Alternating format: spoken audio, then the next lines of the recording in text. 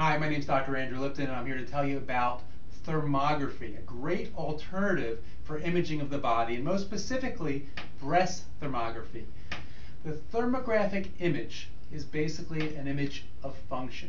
Most women are screened for mammogram if they have risk of breast cancer, and as a routine, the mammogram is an image of anatomy and looking for cancer. It's looking for tumors. It only shows if tumors are there. But what happens in the body's very smart, and if a tumor's forming, there's changes. And the changes can occur up to 6 or 8 years before a tumor shows up. So what happens is the body shows up with new blood vessels. We call it neovascularization, and the blood vessels will basically change the heat pattern. So a thermographic image is an image of the function of the body, and basically is a preemptive 6 to 8 years before a tumor could show up. And if we find something showing up with blood vessel changes, we can take an early intervention. Many of the women that come in and ask to get thermographic imaging of the breast come in for specific reasons. Number one, they're fearful of radiation. We know that radiation is the #1 cause of all cancers, and that radiating the breast from every year from age 35 to 65 is a lot of radiation. The thermography is an option that is no radiation. Second reason, sometimes mammograms hurt. They squeeze a breast and want to get an evenly distributed picture of the breast tissue, and that can be very painful.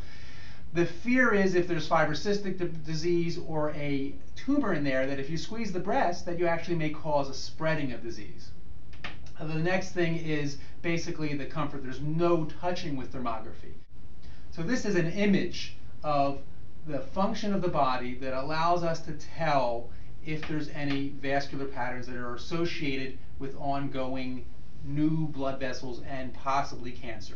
It's a very, very sensitive and predictive exam, as opposed to the mammogram, as I said earlier, that is basically showing that the tumors are already there or calcifications are already there. Thermography can also evaluate if a disease is progressing or not. So say a woman presents with fibrocystic disease, and every time they get a mammogram, they have to go get another biopsy or a needle. Well, the thermogram shows if the body's paying attention to it. And if the thermographic images show no change in temperature, that means no necessary intervention or biopsy is needed. Another issue is implants. If a woman has implants, the thermographic can see what the body's responding to, as opposed to mammogram may limit the view because of an implant in the breast. Another issue is inflammatory breast cancer. This is the one cancer that does not show up on a mammogram because there's no one specific tumor, it's the whole breast. And it usually presents with women having an inverted nipple or dimpling on the breast.